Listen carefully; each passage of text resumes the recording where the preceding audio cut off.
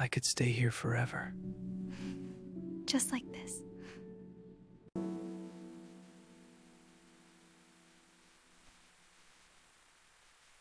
I can't believe we finally saved enough for that tiny apartment, I said, fumbling with the keys in my trembling hands. Sara smiled, brushing a loose strand of hair behind her ear. It's perfect, isn't it? Our little kingdom. I laughed, though it felt hollow. A kingdom where we fight over the last slice of bread and argue about the electricity bill. She nudged me playfully. You make it sound romantic. I'll take that over a mansion any day. I watched her settle on the cracked sofa, tired eyes sparkling. I just want to give you everything, Sara. You already do, she said softly. You work so hard. I don't know how you manage it all. I have to, I muttered, sinking beside her. I want to make sure you don't have to worry about anything. You don't have to do everything alone, she said, her voice trembling slightly. We're a team, remember? Team, I repeated, letting the word roll off my tongue like a prayer. Yeah, team. I paused, struggling. Sometimes I feel like I'm not enough. She shook her head, grabbing my hand. Don't say that. You're more than enough. You're everything I ever wanted. Her words warmed me, though I knew deep down I'd give her everything I had, even if it broke me. 2 years earlier, I met Sara at a café where I worked part-time while juggling night classes. She was sitting alone, scribbling in a notebook, completely absorbed. You look stressed, I said, pouring coffee into her cup. She looked up, startled, then smiled. Not stressed. Determined. Determined? I raised an eyebrow. Yes, she said.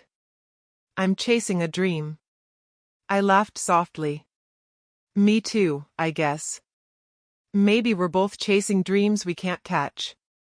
She tilted her head. Maybe. Or maybe we just need the right person to help us reach them. I didn't know then how much that would define my life. Helping her became my purpose. Adam, I said, collapsing onto the couch one night, I'm not sure I can keep up. I'm working overtime every day, just to help Sara with her projects. Adam, my best friend since childhood, leaned against the doorframe, arms crossed. I don't blame you for loving her, but don't let her make you vanish. You're not invisible, you know? She's worth it, I said firmly. Everything I do, it's for her future. Adam shook his head. I've seen guys lose themselves for women. Don't let that happen to you. You're more than her dreams. I know, I murmured, but if I don't support her, who will? Adam sighed, exasperated. I will. I always will. But she needs to earn her way too. Don't burn yourself out trying to hold her world together. I can't see it that way, I admitted quietly. I love her too much. Love is one thing, Adam said sharply, blind trust is another. Just be careful, man. Lena, my little sister, believed in me completely. She had this unwavering faith that I would make something of myself, and that belief was the only light during the darker days. You work too hard, she scolded one evening as I sat staring at my laptop. Why do you let her take so much from you? She's chasing her dreams, Lena, I said gently. I want to be the person who makes that easier for her. Sometimes I think she doesn't even notice how much you do, she muttered. You give, and she just takes. I don't care if she notices, I said, smiling faintly. I just want her to be happy. Lena shook her head, frustrated. You're ridiculous, you know that? I know, I said, but love makes you ridiculous. The cracks began subtly. She would roll her eyes when I mentioned my own dreams. She started dropping hints about people she wanted to meet, wealthy clients, important contacts, people who could elevate her career. You should dress better when you meet my mentor, she said one evening, glancing at my worn jacket. Do I need to? I asked, confusion creeping in. Not need, she said, smiling faintly. It just makes a difference. I nodded, forcing a grin. Of course. Anything for you. She was careful not to make it sound like I was inadequate, but the message was clear: the life I could provide was not enough. I buried my unease, telling myself love could bridge the gap. One night, over cheap noodles at our tiny kitchen table, Sarah's phone buzzed. She glanced at the screen, and her eyes widened. What is it? I asked, curiosity piqued. It's a promotion opportunity, she said slowly, her voice uncertain but tinged with excitement. Victor Hale wants to meet me tomorrow. He says I have potential for his company. I froze, my stomach tightening. Victor Hale? I muttered. The name was familiar from business magazines, a wealthy man with influence that could change her life. Yes, she said, almost whispering. It could be huge for me. I wanted to smile, to celebrate her success, but a small pang of fear crept in. Not for me, but for us. You're going to meet him? I asked, trying to sound calm. Yes, she said. I have to. This is important. I nodded, forcing encouragement. I'll support you. Whatever you need. She leaned across the table and touched my hand. Thank you. You always believe in me. You make me feel unstoppable. I will always believe in you, I said, though a shadow of worry tugged at me. Always. Later, lying awake in the dark, I replayed the day in my mind. The way she smiled at her phone, the excitement in her eyes, the tiny distance growing between us. Am I enough? I whispered to the ceiling. Do I even matter if she's reaching for someone else's world? The thought made my chest ache. I didn't want to admit it, but a part of me was already afraid of what this opportunity could mean, for her, for us, for everything we'd built together. I reminded myself that love could fix anything. Love had to. I couldn't let fear take over. The next morning, she kissed me lightly before leaving. Wish me luck, she said, slipping into her coat. I will, I said softly. Go get it, Sara. I'll be here. Her eyes met mine for a moment, bright, hopeful, and unknowingly distant. Then she was gone. I sat alone at the kitchen table, staring at the empty chair across from me, the smell of cold noodles still in the air. My heart pounded with a mixture of pride and unease. Everything I do, it's for her, I whispered to myself. I'll support her no matter what. I just hope she still wants me in her life when she comes back. And in that quiet moment, I didn't realize that the first seed of change, the one that would eventually shatter my world, had already been planted. I didn't know it then, but that morning would change everything. When Sara returned from her meeting, her heels clicked like a countdown to doom. I met her at the door, smiling. How did it go?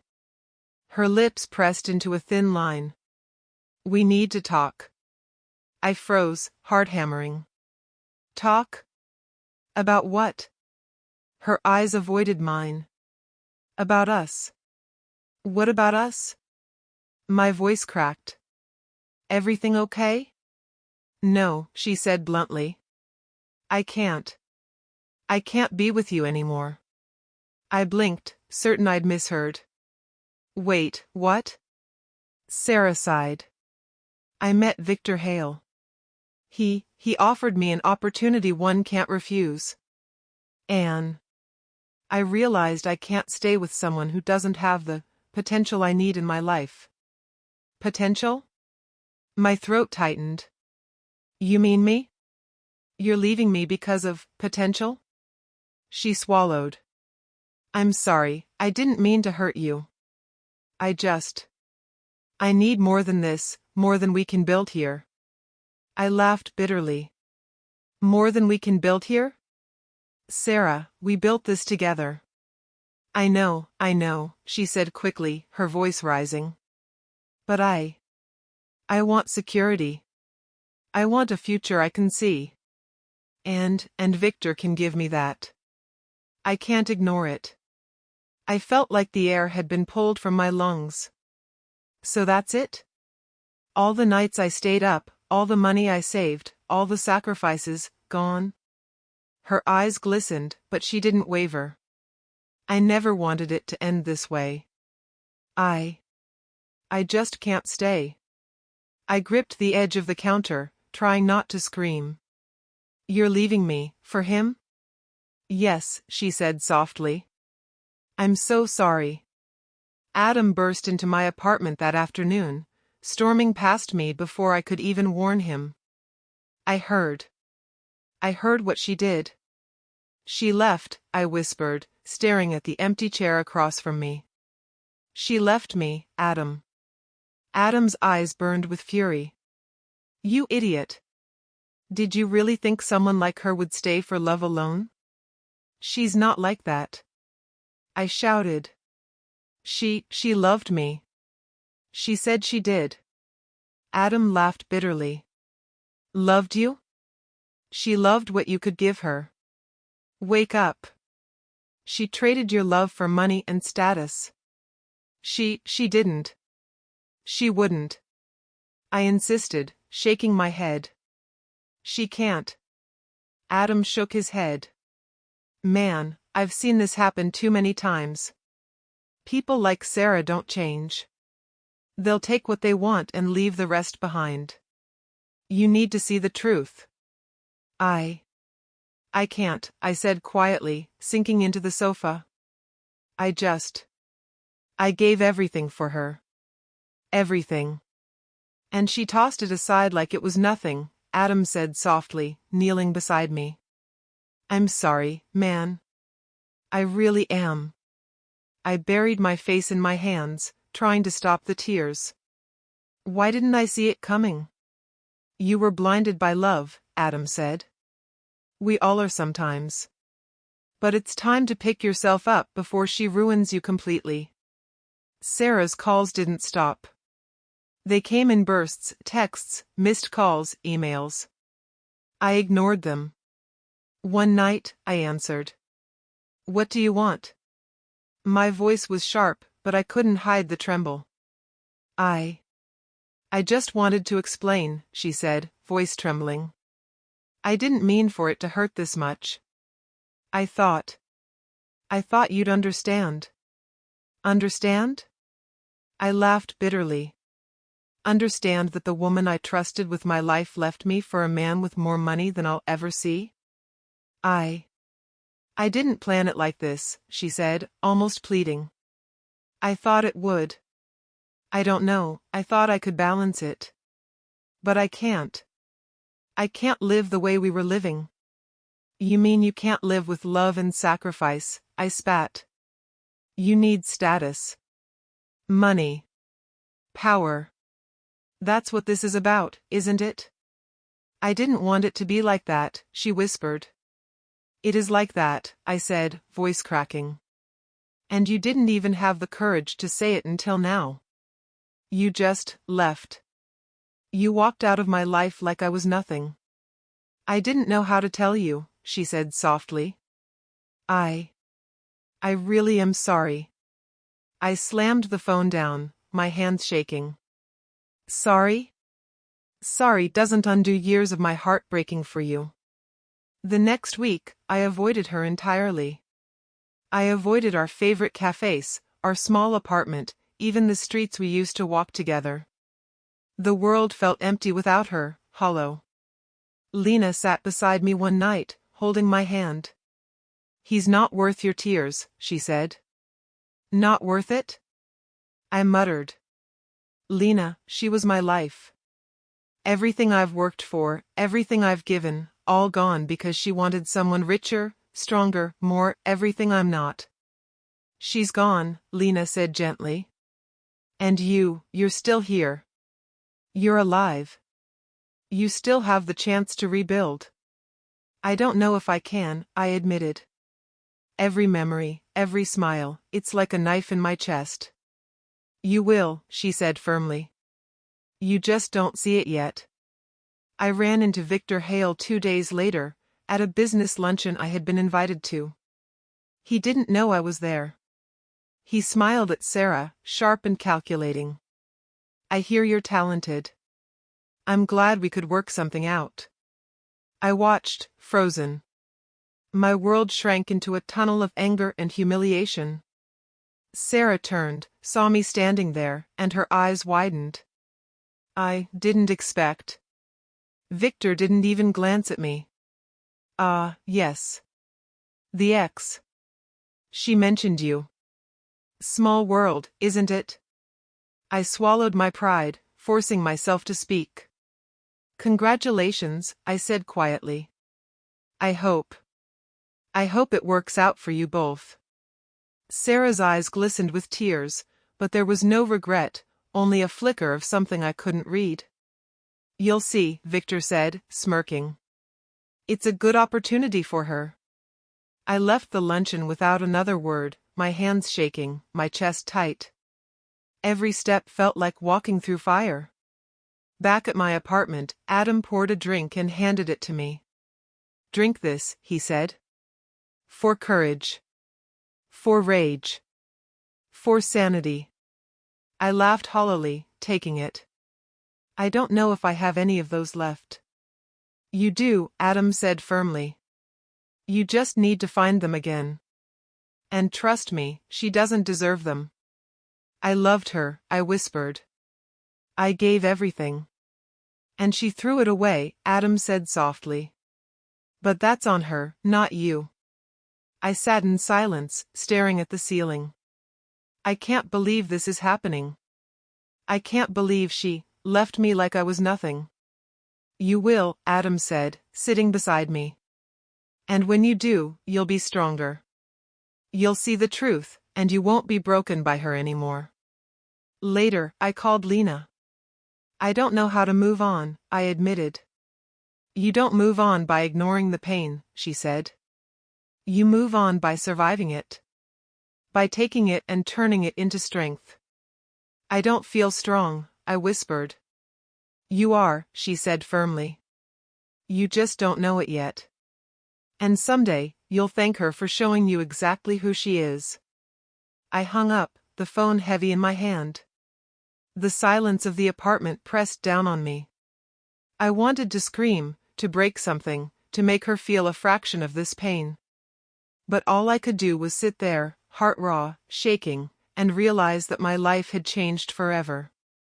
Sara had left. And for the first time, I truly understood betrayal. I spent the first night alone in our apartment staring at the ceiling, listening to the hum of the fridge. Every memory of Sara felt like a slap, every smile we had shared now twisted into a cruel joke. Adam barged in the next morning, like he always did when I needed him most. You're still alive, so that's something, he said, flopping onto the couch beside me. I feel like I'm not, I muttered, rubbing my temples. I can't eat, can't sleep, can't breathe right. You think that's going to fix her? Adam asked sharply. You think crying yourself to death will bring her back? I don't want her back, I whispered, though the words tasted like poison. I don't know what to do with this pain. Adam leaned forward. You start by living. You start by picking yourself up. She doesn't get to own your life. I shook my head. It feels like she does. Every corner of this apartment, every song, every photo, it's all her. I'm trapped in it. You're only trapped if you let yourself be, Adam said. Listen, I've got a guy who might help you out. Someone who can turn your brain and drive into cash. You need a lifeline. I stared at him. Cash? That's all you think about? I don't want money. I don't know. I want her to care, Adam. I want my life back the way it was. You can't go back, he said firmly. And honestly? You shouldn't. You're better than the guy she's running to. You just don't see it yet. Lena came over that evening with a pot of soup, a look of determination in her eyes. You're a wreck, she said bluntly. And I'm not having it. I don't even know who I am anymore, I said, tears threatening to spill. She took everything, even my sense of worth. You're still here, Lena said, kneeling beside me. You still breathe. You still think. That's enough to start again. I can't see it that way, I muttered. It feels like I'm broken beyond repair. You're not, she insisted. You just need direction. Someone to show you the path while you're finding your own. I don't know if anyone can do that, I admitted. You can do it, she said firmly. You just need a push. And I know the perfect person who can give it to you. I raised an eyebrow. Who? Mr. Carter, she said. You know, the retired investor who talks about mentoring young talent. He saw potential in you last year. I frowned. Me? Potential? I don't feel like I have any. That's because you're blinded by heartbreak, Lena said. Trust me. This is your chance to turn your life around. The next day, I hesitated outside Mr. Carter's office, hands in my pockets, trying to summon courage. He greeted me with a smile. Ah, the young man I've heard so much about. Sit down. Thank you for seeing me, I said, my voice tight. I've heard your story, he said bluntly. You're bright, capable, but you've been wasting yourself on sentimental attachments. I can help you focus that energy. I don't know if I'm ready, I admitted. I'm still raw from a breakup. Breakups forge stronger people, he said, leaning back in his chair. Pain sharpens the mind. It forces you to see who you really are. That's why I want to mentor you. I don't know how to be mentored, I whispered. I feel like I've been broken into pieces. And that's exactly why you need guidance, he said firmly. You can rebuild, but you'll need direction, discipline, and a plan. Are you willing to work for it? I swallowed, hesitation clawing at my chest. I want to. I just don't know if I can. Good, he said. Doubt is the beginning of growth. We'll start tomorrow. That night, I called Adam. I think I might actually try. Mr. Carter seems serious. Finally, Adam said, relief in his voice. It's about time you did something for yourself instead of pining over her. I don't know if it's enough, I admitted. I don't know if I can ever forget her. You don't forget, Adam said. You just learn to live without the part that hurt you. I feel like I'm walking through fire, I whispered. Exactly, Adam said. And when you walk out on the other side, you'll be stronger than ever. Trust me. Days turned into weeks.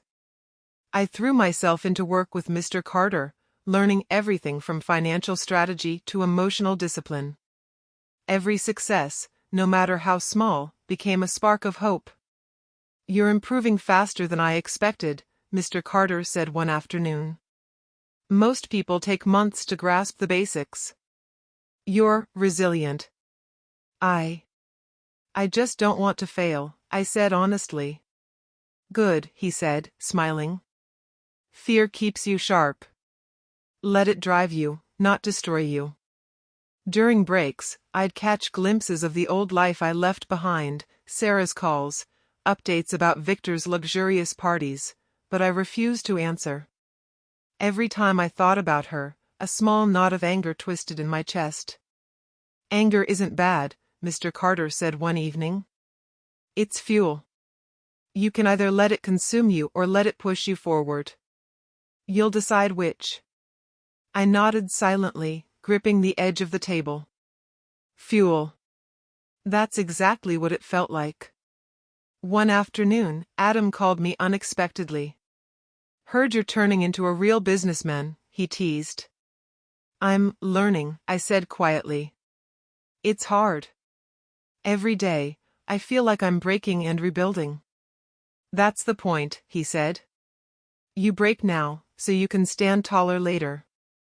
And trust me, when she sees what you become, she'll regret every single second. I don't want to think about her, I said quickly. I just want to survive this pain. Good, he said. Keep that focus. The world will notice your strength soon enough. Late at night, I called Lena. I miss feeling normal, I said. I miss not being haunted by what she did. Normal is overrated, Lena said. You're becoming something better. Stronger. Smarter. You'll thank this moment one day. I hope so, I said quietly.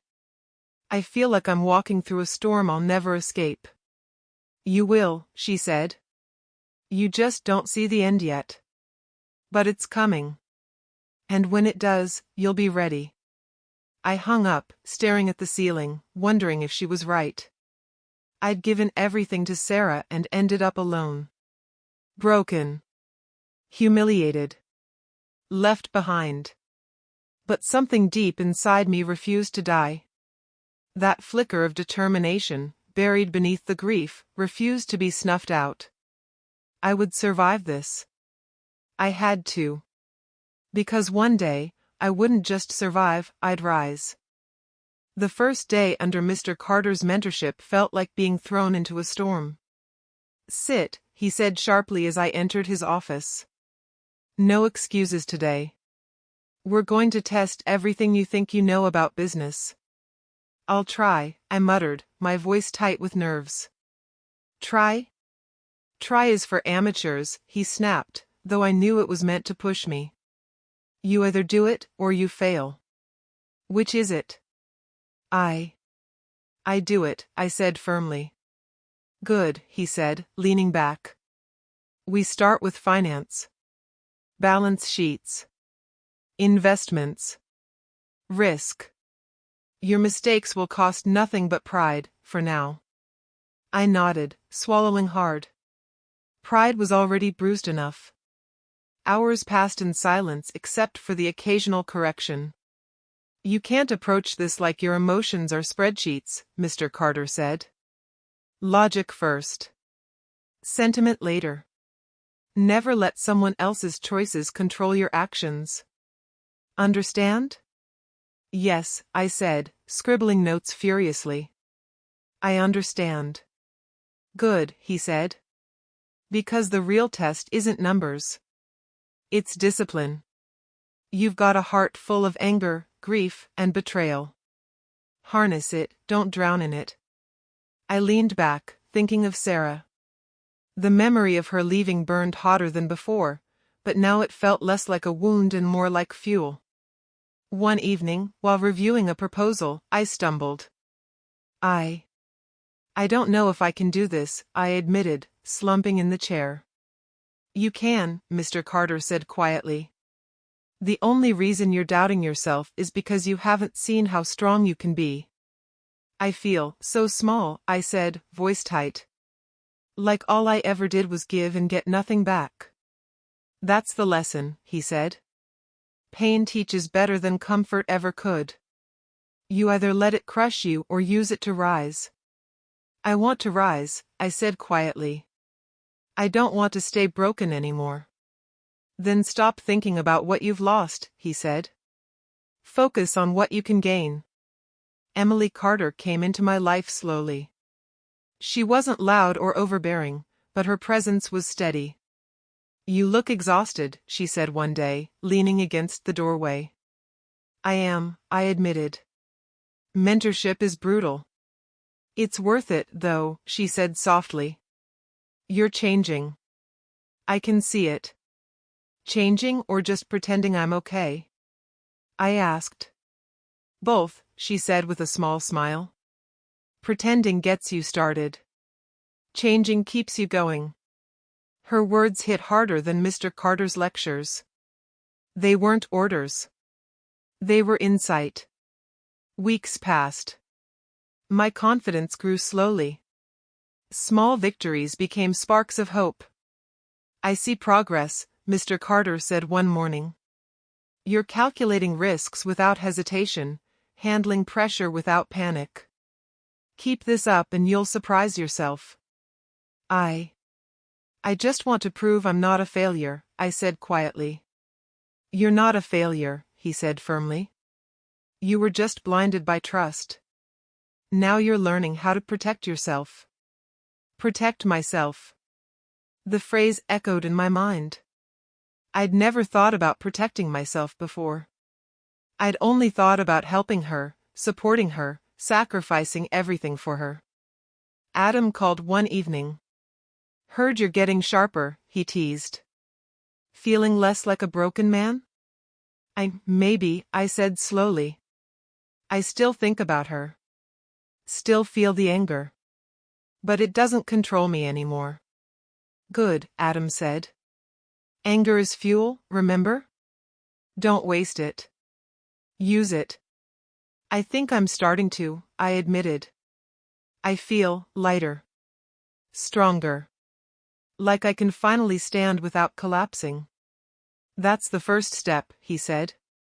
"Next is taking control of your life entirely." "I'm scared I'll mess it up," I whispered. "You won't," he said firmly. "I've seen you. You're built for this. Just don't lose yourself again." One night, I stayed late, staring at spreadsheets and projections, letting every failure and every heartbreak fuel me. "You're obsessed," Emily said softly, coming to check on me. Maybe I am," I admitted. "I can't let myself fall again. Not after her." "You're not falling," she said. "You're rising. And it's beautiful to watch." I looked at her, wondering why someone so calm, so grounded, could make me feel this seen. "I don't deserve this," I muttered. "You do," she said quietly. "You're finally learning to fight for yourself. And that makes you worthy of more than you've ever had before." Her words were soft, but they hit me like thunder. Worthy. I hadn't felt worthy in years. During a late-night session with Mr. Carter, he slammed a report on my desk. "You missed the risk analysis here," he said sharply. I didn't see it," I said quietly, frustration building. "Good," he said. "That means you're human. Now fix it. Don't ignore mistakes. Learn from them." I spent the night rewriting every detail, recalculating, double-checking. By morning, I had a revised report, sharper and cleaner than before. "Better," Mr. Carter said, nodding. "See? Every failure is a step forward. Every pain, every heartbreak, it becomes a tool if you use it right." I leaned back in my chair, exhaustion hitting me, but satisfaction beneath it. A small spark of pride flickered. Adam called again, late as usual. "Heard you're killing it," he said. "Feeling like the old you, but upgraded?" "Upgraded is the right word," I said slowly. "I feel different. Stronger. I can't explain it." "You're doing what you should have been doing all along," he said. "Standing for yourself. No one else. Not her, not Victor, not anyone." "I think I understand now," I said quietly. "I was giving everything to the wrong person. To the wrong dream. And I almost let it destroy me." "You didn't," he said. "And you won't. Not anymore." Late at night, alone, I stared at the city skyline from my tiny apartment window. Lights flickered, people hustled, life went on. I realized something. I wasn't broken anymore. I was rebuilding. Slowly, painfully, but with every step, I became someone new, someone who could survive, someone who could thrive. And for the first time in months, I didn't feel the weight of her absence. I felt purpose. Fuel, fire, and drive surged inside me. The love I gave that was thrown away wasn't wasted. It became the foundation of my new life. I whispered to the night, I'll rise. I'll become more than I ever was, more than she could have imagined. And I meant it. It had been 3 years since I last saw Sara. 3 years of pushing myself, learning, failing, and rising again. I didn't expect our paths to cross, but life has a cruel sense of timing. I walked into the networking gala, my suit tailored, confidence finally replacing the doubt that had once consumed me. Drinks clinked, people laughed, and I felt powerful. In a way I had never known before. Then I saw her. Sara, draped in designer silk, laughter lighting her face as she leaned on Victor Hale's arm. My chest tightened, a mix of anger and disbelief. Is that him? I heard someone whisper. I ignored them, forcing myself to focus. But she saw me first. Her smile froze. Eyes widened. For a moment, I wondered if she'd even recognize me. Michael, she breathed, voice barely audible. Yes, I said softly, though the words felt like armor. It's me. Victor Hale noticed my presence immediately. The ex, he said smoothly, though his smile didn't reach his eyes. I didn't realize she had history like this. I don't want trouble, I said, stepping forward cautiously. I'm just here for the event. Sara's gaze flicked between us, hesitation written all over her face. Michael, I didn't. You didn't what? I asked, keeping my voice calm, though every muscle in me wanted to roar. Leave me? Humiliate me? Walk away without a word? I never wanted to hurt you, she whispered. I thought I was making the right choice. I laughed bitterly. The right choice? Sara, you walked into a life you didn't build and left me to rot. That's your idea of right? Victor stepped closer, placing a possessive hand on her shoulder. She's mine now, he said with a smirk. I didn't flinch. Doesn't matter. She was never yours to begin with. Sara's hand twitched, wanting to reach for me, I could see it. But Victor's presence froze her. You've changed, she said finally, voice trembling. You look different. Stronger. Taller. You're impressive. Not impressive, I said quietly. Determined. Focused. I stopped being the man who lets others dictate his life. Victor narrowed his eyes. You think showing up here intimidates me? I smiled, cold and controlled. I don't need to intimidate you. Time does that. Sara's lips parted, like she wanted to say something else, but Victor's hand squeezed her shoulder. The unspoken tension hung thick between us. Later, outside on the terrace, I confronted her quietly. You really thought money and status mattered more than loyalty, love, me? I thought it would secure my future, she admitted, voice small. I didn't think I'd hurt you this much. You did, I said, looking out over the city lights. Do you know how many nights I cried, wondering where I went wrong? I didn't know, she whispered. You didn't know? I asked, disbelief rising. I gave you everything. My time, my energy, my heart, and you just walked away. I thought you'd understand, she said, tears glistening. I didn't realize how much I was hurting you. Understanding isn't enough, I said. You don't get to erase the pain by saying you didn't know. You made choices. You chose him over me. Her eyes fell. I was afraid. Afraid of being ordinary, of being stuck. I thought he could give me more. Security. Power. Everything I wanted. And what about us? I asked quietly, voice sharp. Did that mean nothing? I I thought love would follow me wherever I went, she admitted. I didn't see that love needed to be protected. That I needed to fight for it. I shook my head.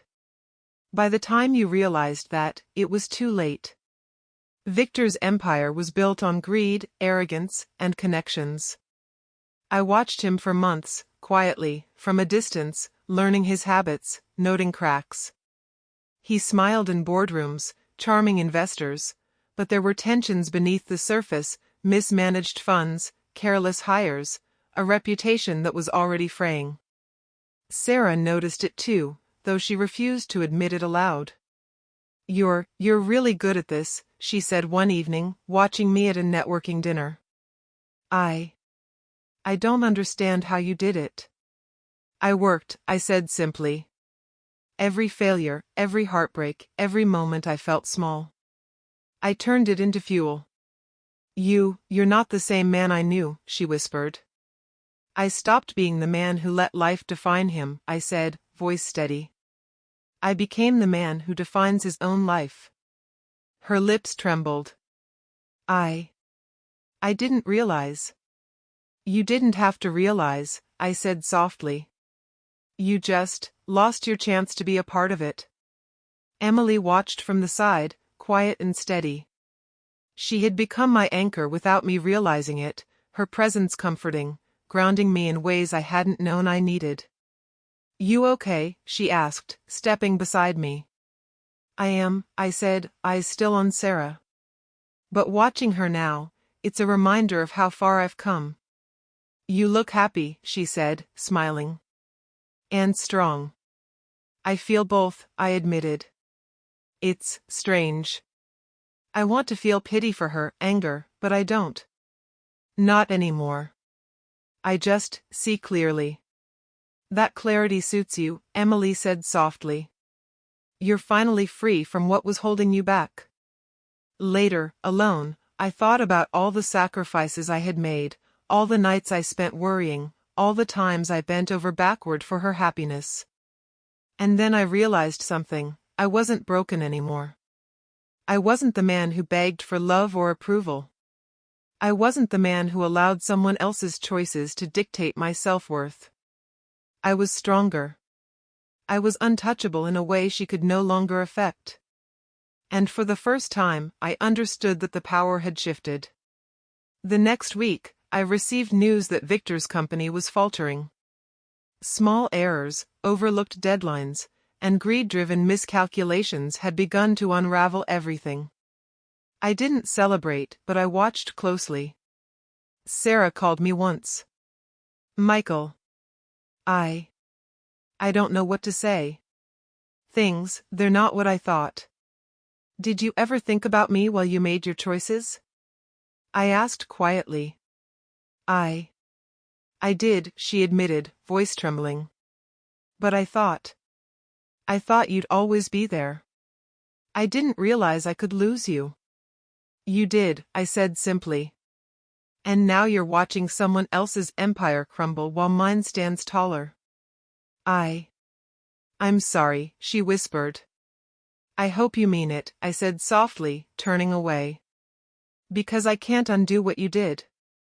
And I won't let it define me anymore. At a charity gala a month later, she stood across the room, watching me deliver a speech on my latest business success. Victor, beside her, looked tense, sweating slightly under scrutiny from the audience. I smiled faintly, acknowledging the applause. Sara's eyes met mine for a brief second. Recognition. Regret. A flicker of something I didn't care to name. I felt nothing but calm. I had survived her betrayal, survived her abandonment, and survived the humiliation she thought would break me. I was no longer the man she once knew. And she knew it. Walking out that night, Emily by my side, I whispered quietly, I wonder if she realizes, she missed everything. Emily smiled softly. She's learning the hard way. But you? You've already won. I nodded, the city lights reflecting in her eyes and mine. Victory wasn't about revenge. It was about rising, becoming more than I ever was. And I had. It started quietly, almost imperceptibly. Victor Hale's empire, which once looked untouchable, began showing cracks. Minor errors turned into glaring mistakes. Deals fell through. Investors grumbled. And Sara, she noticed it before he did. Michael, she called one evening, voice hesitant, almost desperate. They're falling apart. I didn't think it would happen like this. I paused, staring at my phone. Her voice was a mixture of fear and regret, but I said nothing at first. I thought if I followed him, I'd be safe, she continued. I'd have everything. But now, I feel like I'm trapped. Trapped? I asked quietly, keeping my tone steady. You chose to follow him. You walked away from me. Trapped is not my problem, Sara. I know, she whispered. But I thought I could make it work. I didn't realize I'd be powerless. I shook my head, a small part of me savoring the irony, though I refused to gloat. You made choices. You're living with the consequences. That's all karma, Sara. That's all life catching up. She was silent for a moment, breathing shaky.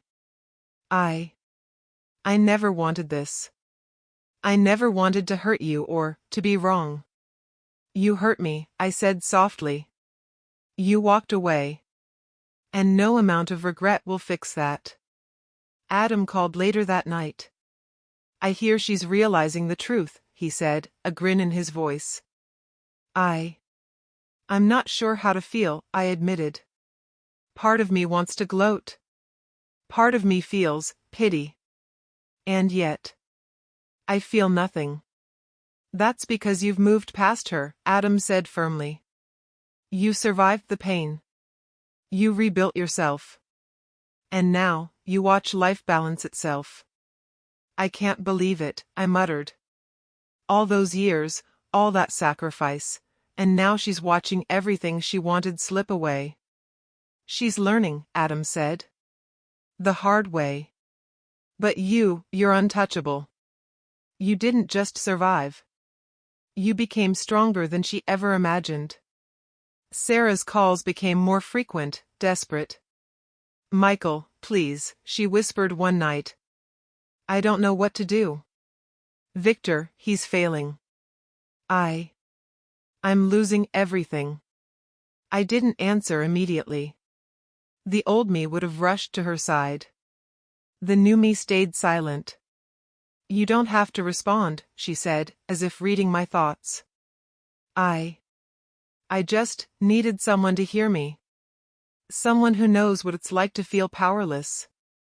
You made your bed, I said finally. Now you lie in it. Don't call me for comfort when you chose to leave me behind. I'm scared, she admitted. I thought I could handle it. But I can't. I never learned to be strong. I relied on him, and now. You relied on the wrong person, I said firmly. You abandoned the right one. The silence that followed was heavier than any argument we'd ever had. Adam and I met later to discuss strategy, my new strategy, not revenge, but building my empire beyond her comprehension. You need to focus on growth, Michael, Adam said, sliding a folder across the table. Her failure is not your victory. Your victory is what you create with your own hands. I know, I said, flipping through the reports. But I can't deny the satisfaction of seeing her realize she made the wrong choice. Don't deny it, Adam said, leaning back. It's natural. But use that energy to push yourself even further. Make her regret not believing in you, not because you hate her, but because you succeeded without her. I will, I said quietly, determination hardening in my chest. I'm not just going to survive. I'm going to thrive. And she'll see it. Sarah's voice reached me again the next morning. Michael. I don't know who else to turn to. Victor, he's ruined everything. And I don't know how to fix it. Do you really expect me to rescue you? I asked, keeping calm. You walked away. You chose him. And now, when it's falling apart, you come to me? I didn't know anyone else, she admitted, almost trembling. You were always there. I miss that. I miss us. You miss what you lost, Sara, I said softly. Not me. Not what we were. You miss the comfort you had in me. And that comfort doesn't exist anymore. I don't exist for you in that way. I see it now, she said, voice cracking.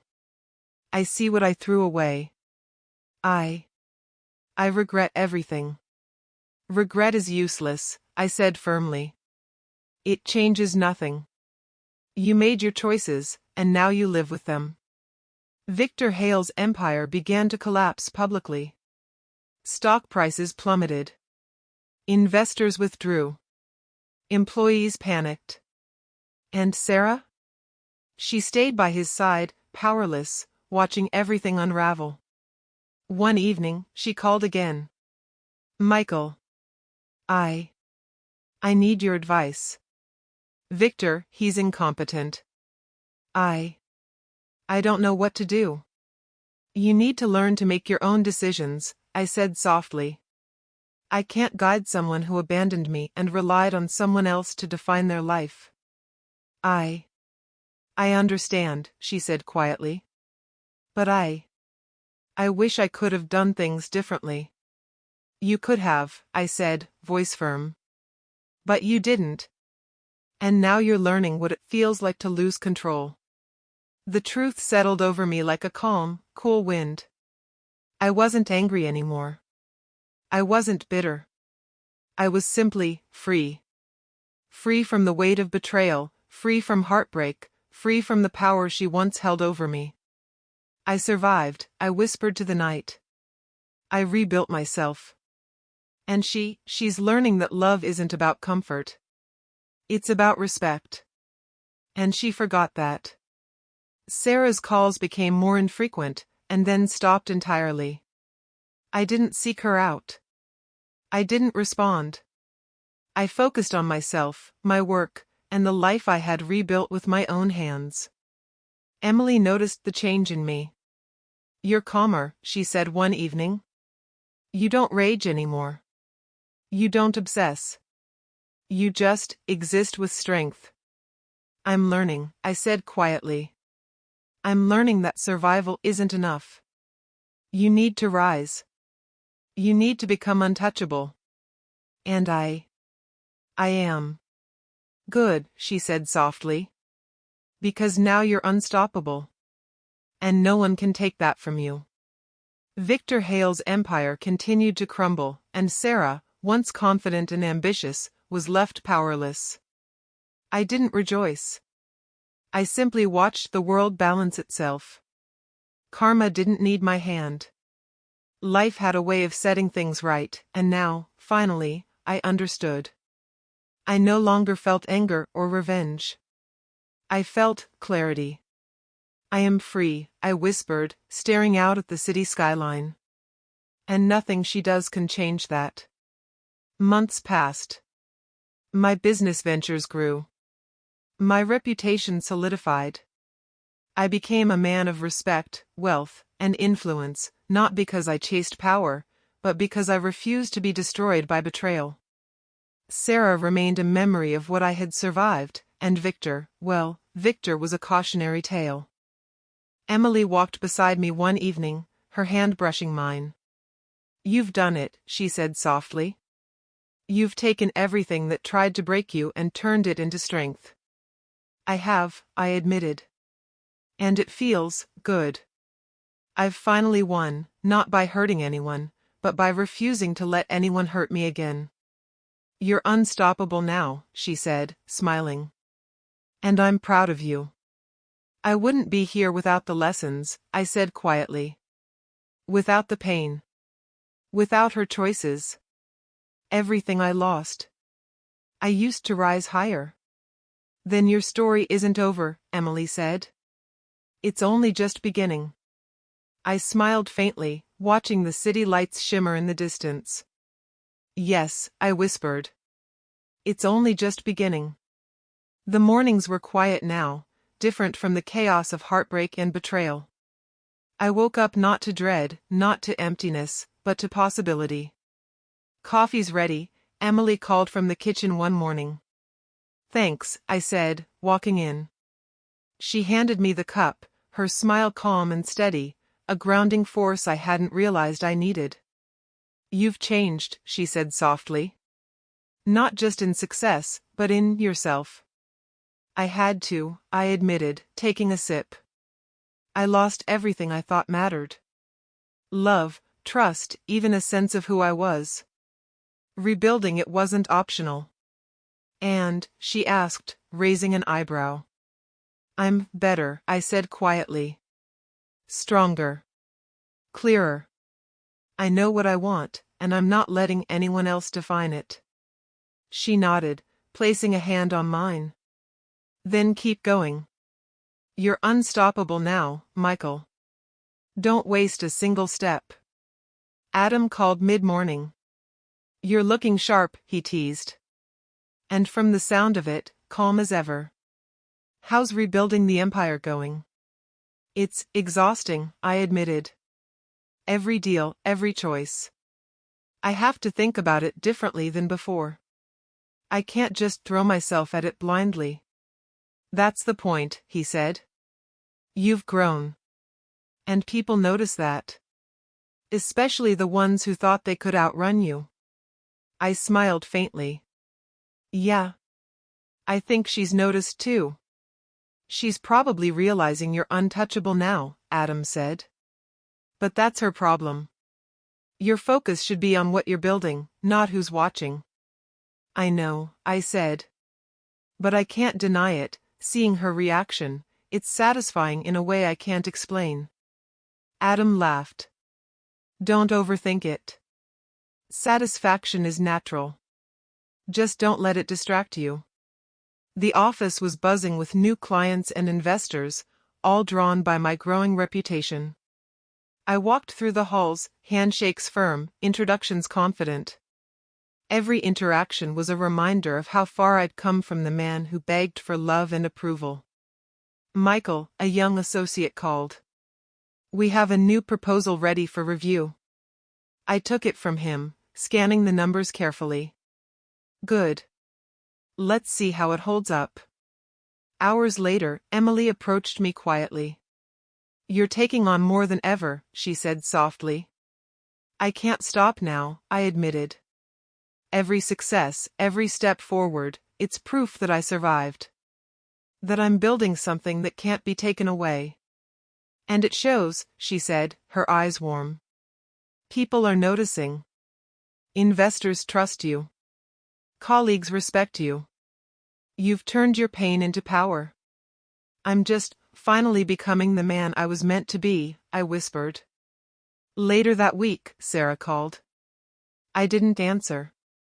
I stared at the phone, feeling a twinge of the old hurt, but also nothing. No longing. No desperation. She left a message, Michael. I don't know how else to reach you. I've made mistakes. I see now what I lost. Please, can we talk? I stared at the voicemail, finger hovering over the screen. And then I deleted it. Emily, standing nearby, raised an eyebrow. You don't need to answer, she said. You've already moved past her. Your life isn't defined by her choices anymore. I know, I said quietly. But hearing her, wanting me back, it's a reminder of how far I've come. I don't need her validation anymore. You never did, Emily said softly. You just needed to see it for yourself. That night, Adam stopped by my apartment. I heard she's trying to reach you again, he said, handing me a glass of whiskey. I know, I said, swirling the liquid in my hand. And I don't care. Not anymore. She's learning the hard way what it means to lose someone she underestimated. Exactly, Adam said. And you're rebuilding. Every success you have, every milestone, she sees it, whether she likes it or not. I want to make sure I don't fall into old patterns, I admitted. I don't want to be distracted by her anymore. Then don't, Adam said firmly. Focus on yourself. On what you're building.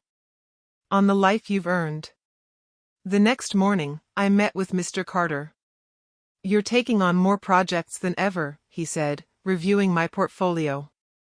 And handling them without panic. That's rare. I can't afford to panic, I said quietly. I've learned what it's like to lose everything. I won't repeat that mistake.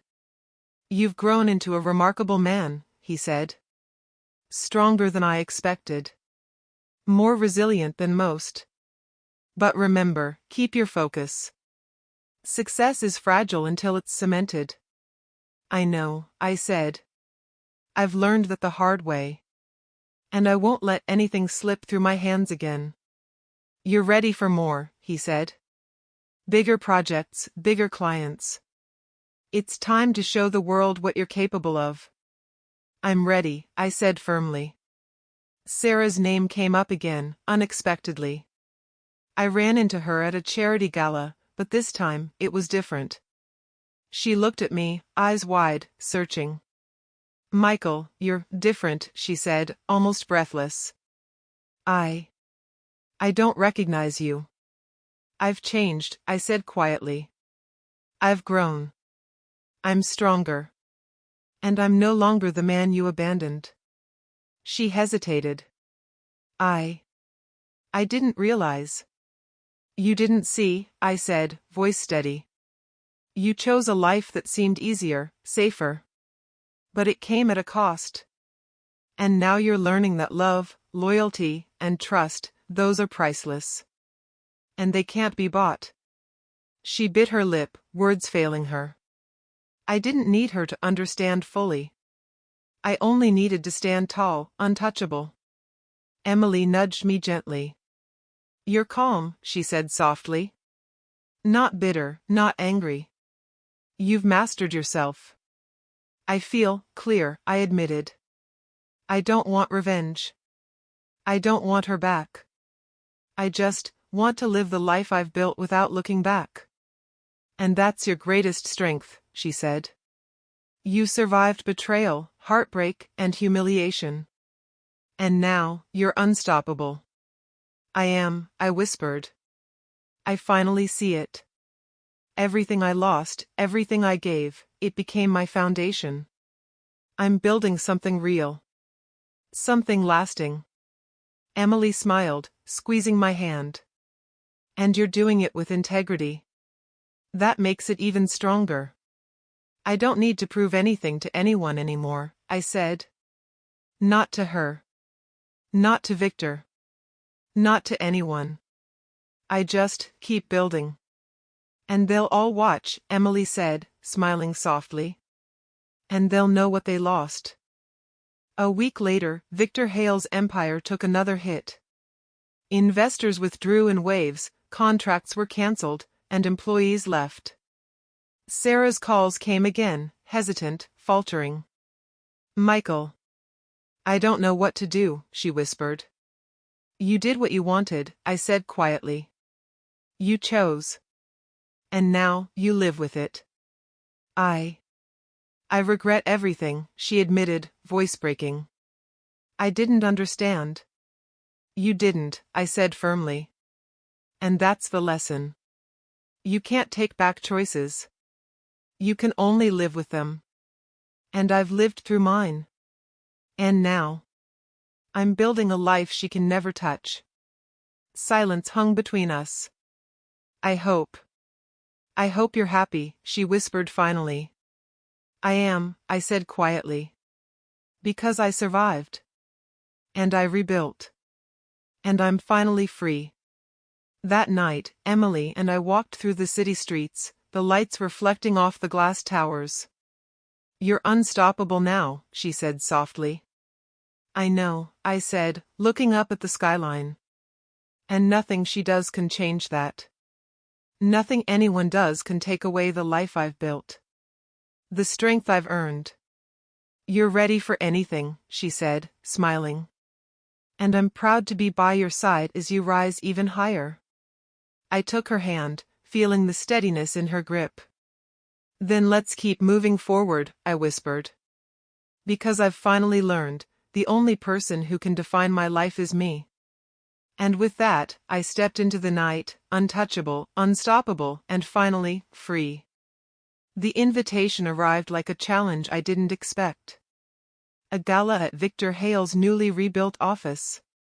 He had clawed back some of his empire, enough to host a show of power. And Sara, she was going to be there. Adam leaned back in my office chair. "You going?" he asked, eyebrow raised. "I have to," I said quietly, staring at the invitation. "It's time. I can't hide forever. I need to face them both."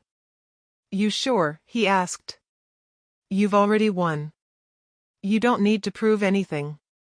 "I know," I said, voice steady. "But this is closure. And it's my moment to see how far I've come." The night arrived. The lights of the city reflected on polished marble, music hummed through the grand hall, and I stepped in, suit tailored, presence commanding. Sara froze when she saw me. Her eyes widened, searching for the man she abandoned. "Michael," she whispered, voice almost inaudible. "Yes," I said, keeping my gaze steady. "It's me." Victor Hale came forward, smile forced. "I didn't expect you to attend," he said, hand extended. I shook it firmly. "I attend when I choose. And tonight, I choose to see clearly." "You've changed," Sara said, stepping closer. You look powerful. Confident." I don't understand." "I understand you perfectly," I said calmly. "You made choices. You walked away. And I survived. I rebuilt. I became untouchable. And now, you see it." Her lips trembled. I never wanted to hurt you like that." "You did," I said softly. "And now you watch while I stand tall and you realize the cost." Victor's face tightened. "You think showing up here intimidates me?" he asked sharply. "I don't need to intimidate you," I said, voice firm. "Time and effort do that. You built an empire on shortcuts and arrogance. And now, you see what happens when someone works honestly, relentlessly, and survives." Sara's eyes flickered between us. I could see her confusion, fear, regret. But she said nothing. "You've grown," she admitted finally, her voice quiet. I didn't see it before. I thought I could control everything, but I was wrong." "You were wrong," I said softly. "And now you're learning that control isn't given, it's earned. And you lost your chance to be part of it." Victor's jaw clenched. "And what do you want from this, Michael? Revenge? Satisfaction?" "No," I said firmly. "I want nothing from either of you. I'm here to witness the truth. You see, Victor, shortcuts don't last. And Sara, choices have consequences." The gala went on around us, but the air between us was thick with tension. Investors, employees, and guests began noticing the silent war unfolding. "You're impressive," Sara whispered, almost breathless. I didn't understand how strong you were." "I've learned strength the hard way," I said quietly. "Through betrayal, heartbreak, and loss. Every pain, every humiliation, it built me. You just watched it happen." Victor stepped closer, voice low and sharp. "You think you're untouchable? I've rebuilt. I've regained control. You've rebuilt something fragile, I said softly, something that can't compare to what I've built with integrity, focus, and perseverance. And the difference, you'll see for the rest of your life. Sarah's eyes filled with tears. I didn't realize. I thought I made the right choice. You didn't, I said firmly. And now you live with it. That's all life has given you, lessons at the cost of what you threw away. Later, outside on the terrace, Sara confronted me quietly. Michael. I need to understand. Why are you not angry? Why aren't you out for revenge? Because revenge isn't victory, I said quietly. Victory is surviving, rebuilding, becoming stronger. Revenge is cheap. You could take it, but it won't make me better. I'm beyond that now.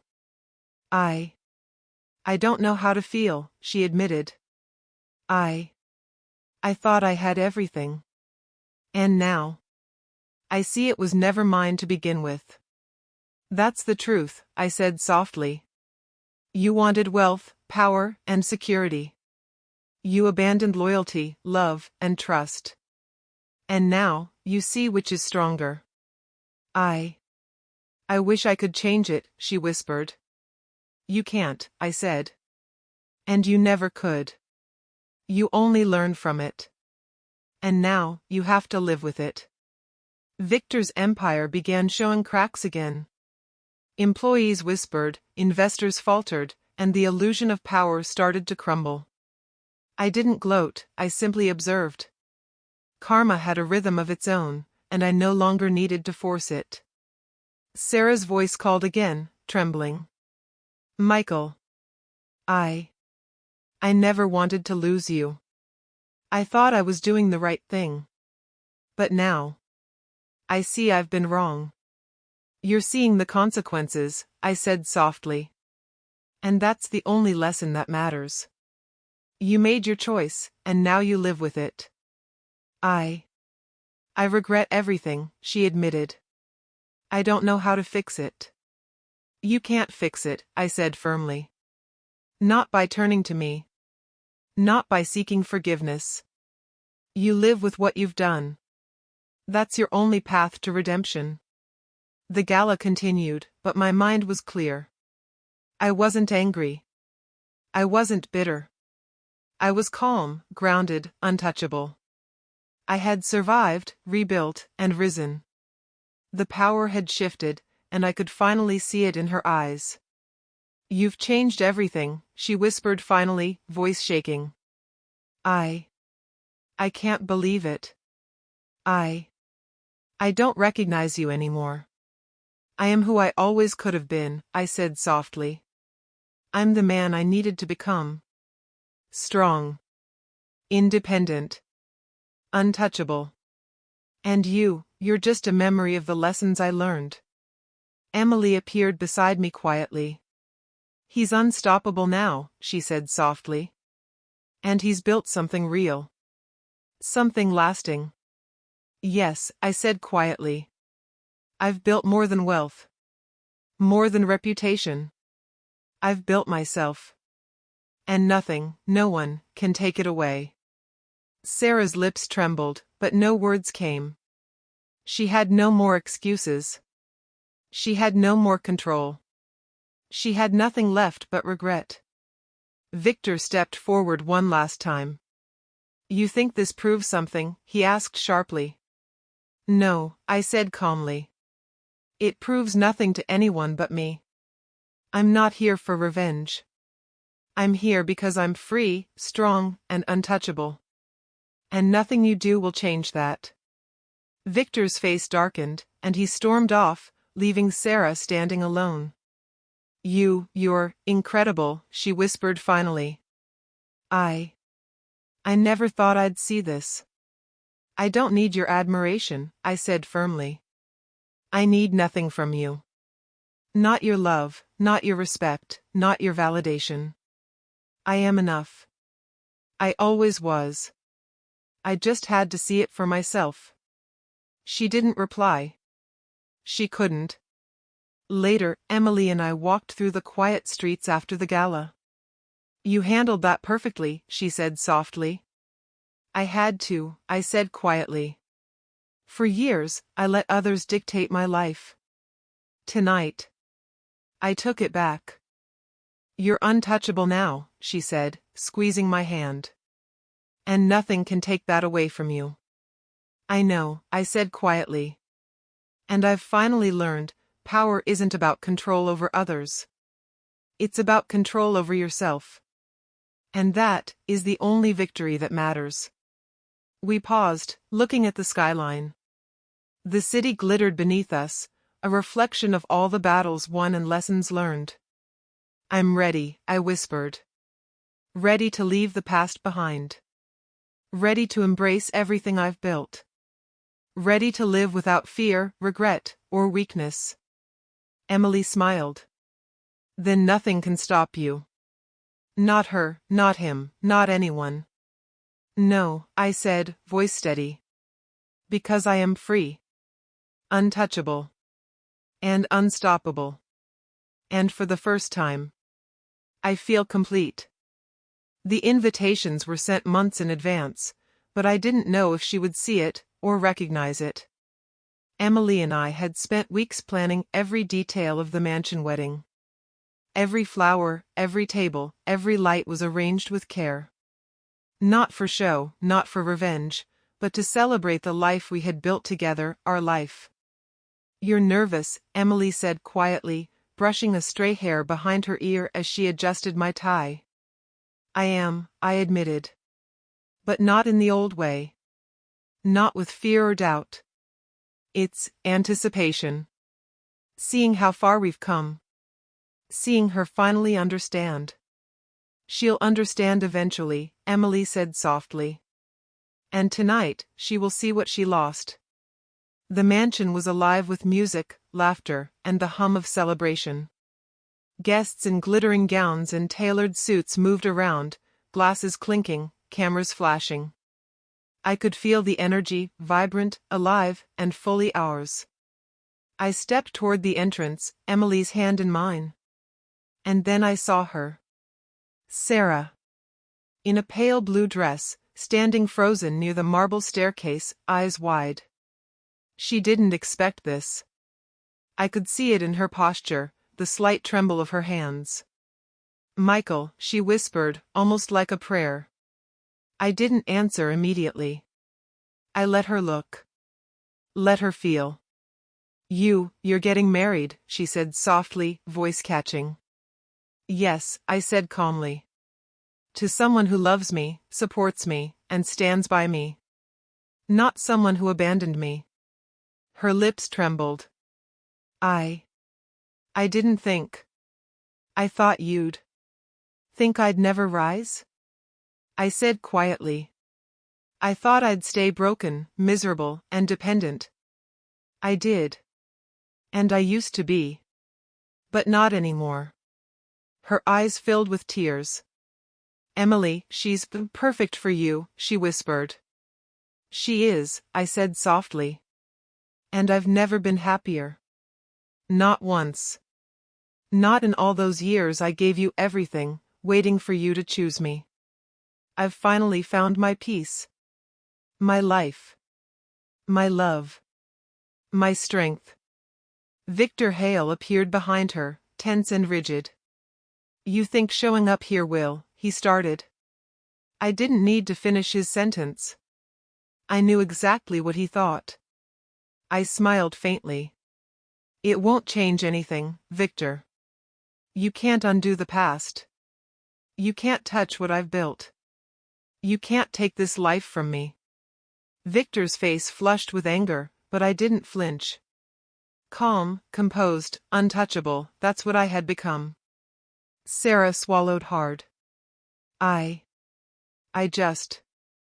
didn't realize you'd become someone you no longer recognize, I said softly. Yes. That's exactly what I've become. And it's not for you. It's for me. For Emily. For the life I deserve. She looked down, unable to meet my gaze.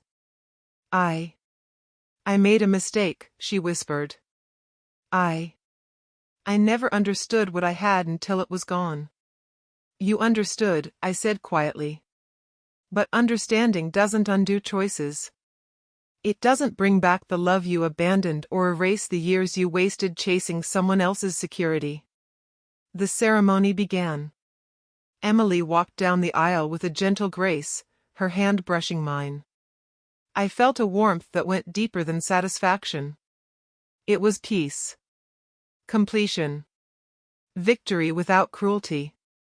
Sara watched, frozen near the back, as I took Emily's hand in mine and promised a lifetime of love, support, and partnership.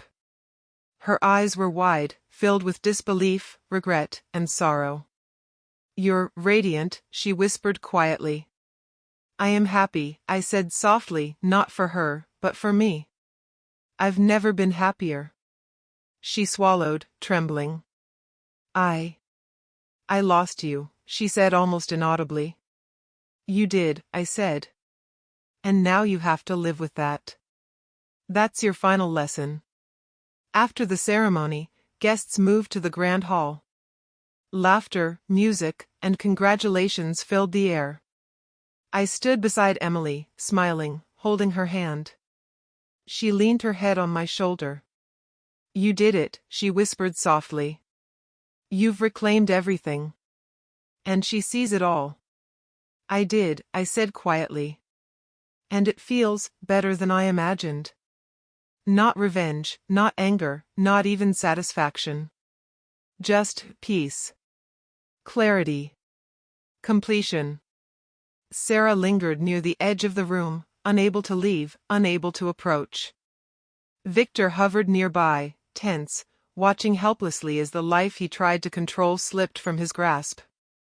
I don't know what to say, she whispered finally, almost to herself. You don't need to say anything, I said quietly, voice steady. You only need to remember, choices have consequences. And this is the result of yours. Later, as the evening progressed, a private moment presented itself. Emily and I stepped onto the balcony, overlooking the city skyline. The lights shimmered below, reflecting every step we had taken to get here. You're calm, Emily said softly. Not angry, not bitter. You've truly risen above it all. I've had to, I said quietly. To survive, I needed to rebuild. To rebuild, I needed to let go. And tonight, I see the full circle. Everything is right where it should be. You're unstoppable now, she said. And nothing can touch you.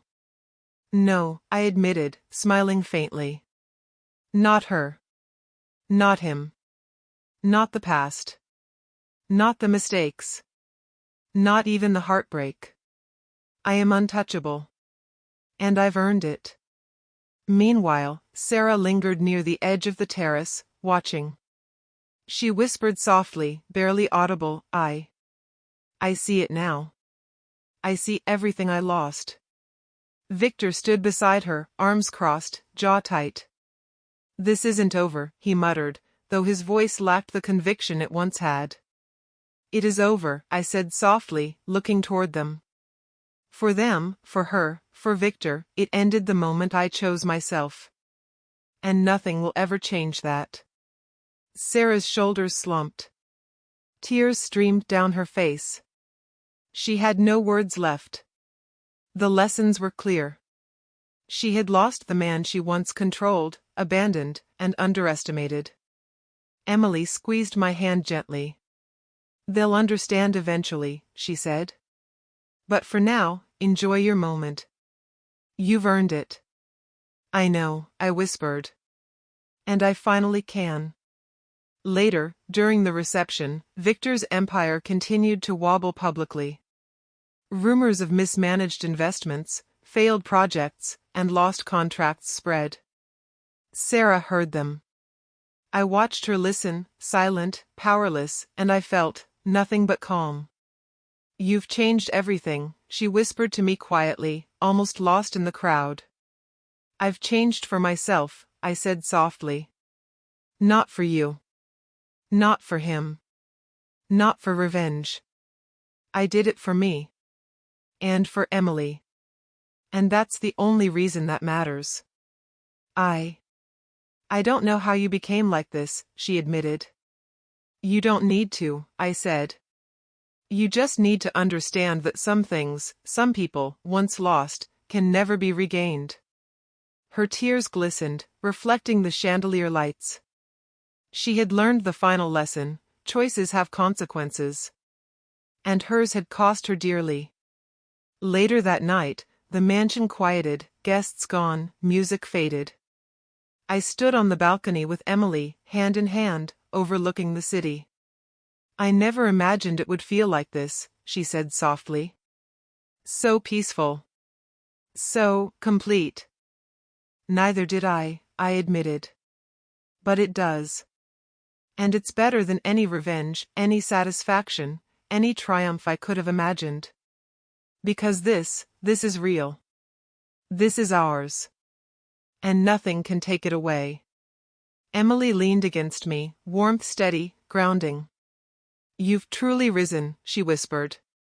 And nothing will stop you now. No, I said quietly. And tonight, I finally understand. Happiness isn't about proving them wrong. It's about proving yourself right. And I've done that. Completely. Finally. Truly. I looked over the city, the mansion, the life we had built, and whispered softly to myself, I am free. Untouchable. Unstoppable. And nothing she or anyone else can do will change that. Sara's face, Victor's tension, the echoes of the past, they were all part of the lesson. I had learned, grown, and now I was untouchable. Emily squeezed my hand gently. Let's go inside, she said. We have the rest of our life waiting for us. I nodded, smiling faintly. Yes. Our life. Built by us. Stronger than anything the past could ever touch. And this is only the beginning.